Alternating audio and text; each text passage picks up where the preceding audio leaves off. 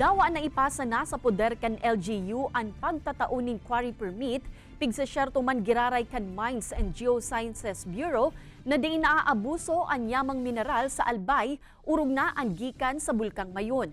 Igwamanin koordinasyon ang MGB asin Enro Albay kun kaya ang mga aplikasyon nagaagi muna sa inda para makakuanin area status clearance asin iba pang dokumento. Obheto kaini na maaraman kung an lugar na piga-apply dai nakalaog sa Natural Park kan Bulkan o iba pang pigpapangalad na lugar.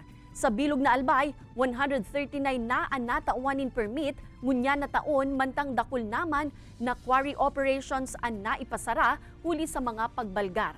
Apora kaini pig sa syerto man kan MGB na tamang volume sana kan quarry materials ang pigkukuha kan mga quarry operators. Kung halimbawa nagkaigwa ki pagtuga na nagkaigwa ng mga 9 million na cubic meters na naitambak, there's still 3,000. Pero base po sa pag-aadal na ginigibo kang opisina, duman po sinasabi through the ECC kung gurano lang kadakol ang kinukuha ninda for a given period.